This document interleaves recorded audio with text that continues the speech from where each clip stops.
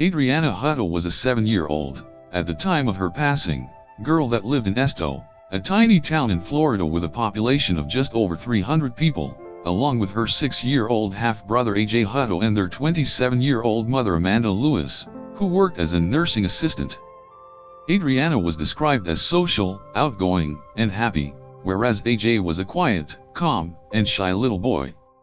On the morning of August 8, 2007, Amanda, after getting off her night shift at the nursing home, was taking a nap while her children were watching cartoons.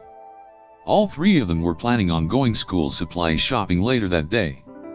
After waking up, Amanda was getting ready when the kids asked her if they could go and swim in the plastic pool outside. Amanda said to them that they could not because they were already running late, so they decided to go and simply play outdoors for a while until it was time to go. According to Amanda's version of events, at some point, her son ran inside the house and said, "Adrianna is in the pool." However, she claimed to not completely understand the severity of the situation right away, as she simply asked AJ to tell Adrianna to come in. Amanda later said in an interview she originally thought AJ meant Adrianna was playing by the pool. When some time passed and neither of the kids showed up, Amanda went to check on them. The moment she steps out in the garden, she notices her young son trying to help Adrianna out of the pool. She grabs her daughter, gets her out of the water and tries to perform CPR on her, before calling 911. During the 911 call, a frantic Amanda is pleading for an ambulance, informs the operator of the situation and her daughter's age. Upon their arrival, first responders treated the incident as an accident and took the young girl to the hospital.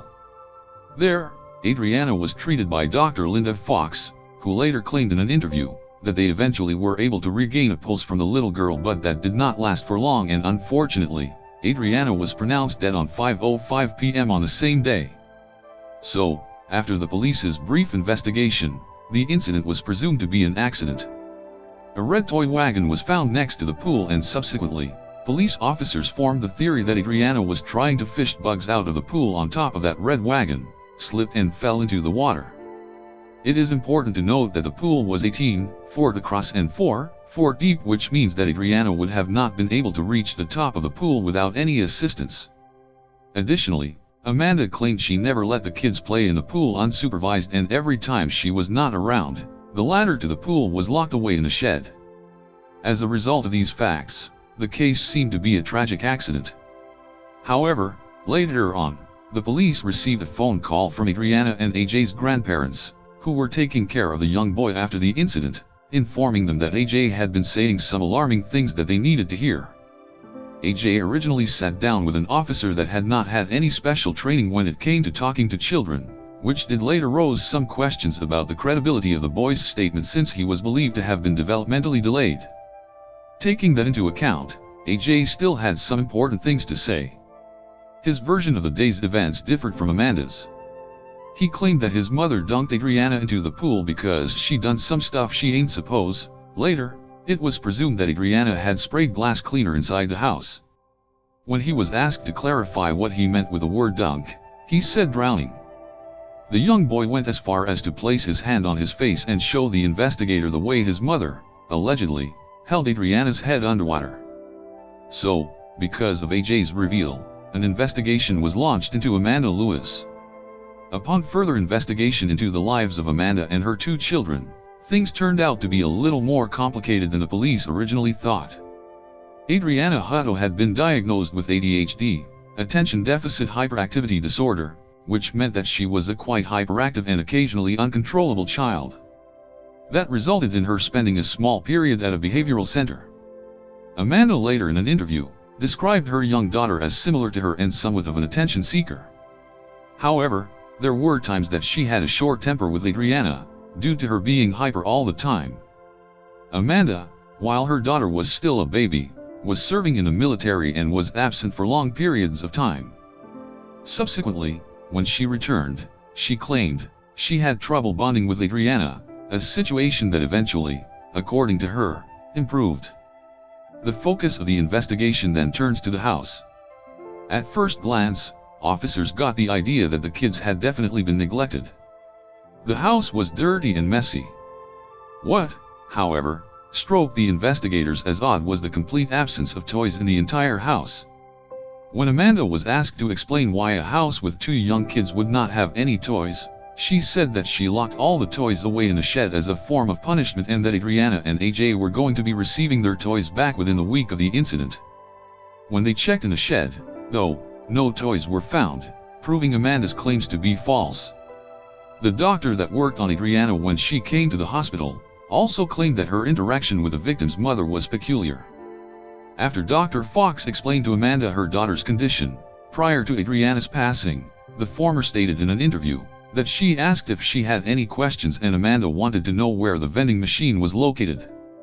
In addition to that, there have been claims that after Amanda was informed that her daughter was pronounced dead, she did not show any sign of emotion. However, a lot of people who know Amanda had defended her on that, saying that she was overall not an emotional person. Digging more into Amanda Lewis's past, the police found out that when she was just 17 years old, Amanda gave birth to a baby boy named Alex.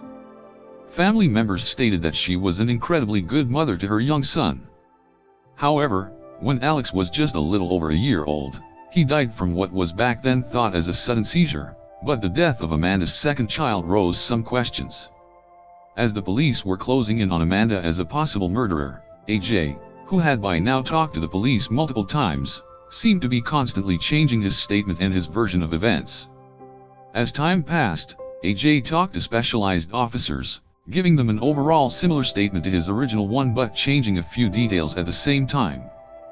At one point, he claimed he witnessed the drowning taking place from what he called the garbage can tree, the tree they kept the garbage can next to, but when officers went to check if that theory made sense, they discovered that from that tree AJ would either not be able to see the pool or have a partial view of it.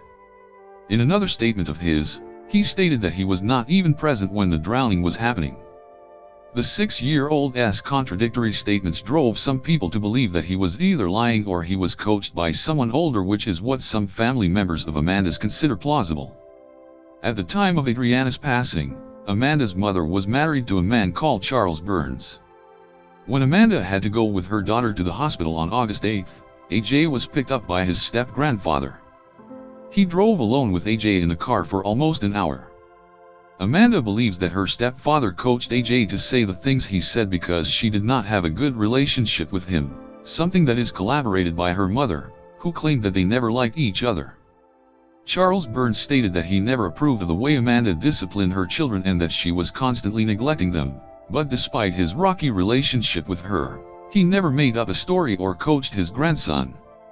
It is important to add that Amanda passed a polygraph test where she was asked whether she killed her daughter or not. A polygraph test is a lie detector test, which, however, is just an indication whether someone is lying or not and is, by no means, 100% accurate. Polygraph tests are not admissible to court as evidence. 1 month after Adrianna's passing, her mother, Amanda Lewis, is arrested and charged with the first-degree murder of her 7-year-old daughter. Notably, she declined a plea deal that would have resulted in a 10-year sentence, because, as she claims, she would not admit to something she did not do. In February 2008, the trial of Amanda Lewis begins. The media were quite interested in the case, so the trial was heavily televised.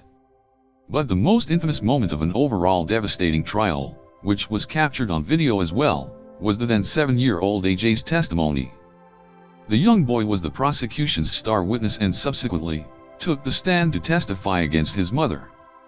When he is asked whether his mother is present in the courtroom, he responds, "No, sir." His demeanor changes, however, when the prosecutor reveals that Amanda is, in fact, standing right across the room from him.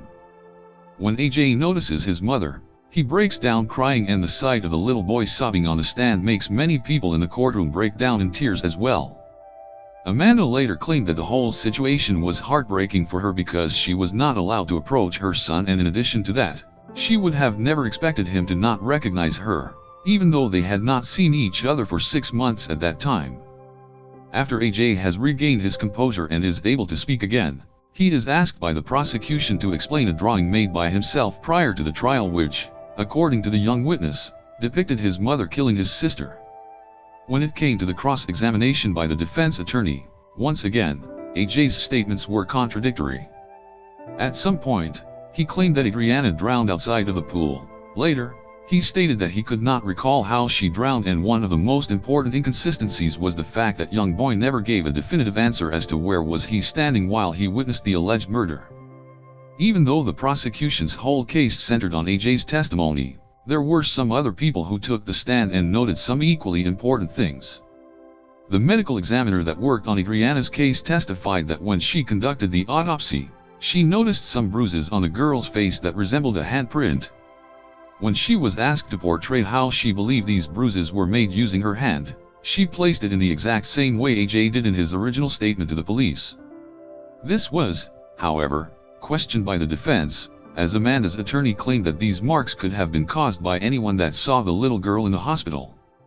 When the hospital workers took the stand, they all testified against causing any of the bruises on Adrianna's face, and one of them actually claimed that these marks were on the young girl's face before she arrived at the hospital.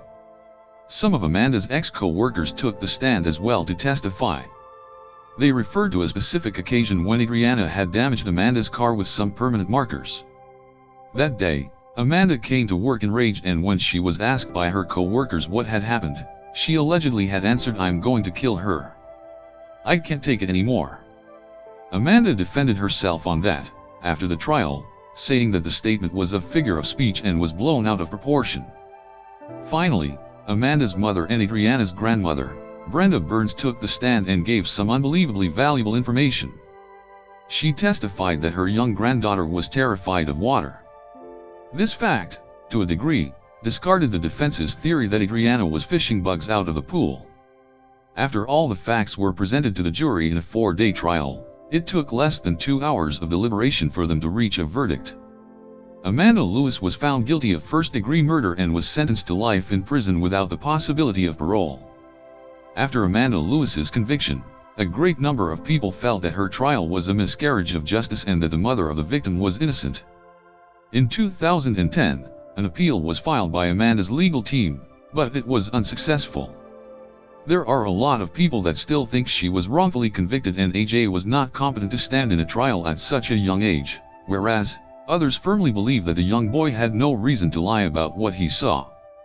At the end of the day, even though this case is officially solved in the eyes of the law, the question remains, was Amanda Lewis guilty of drowning her 7-year-old daughter, at least beyond reasonable doubt?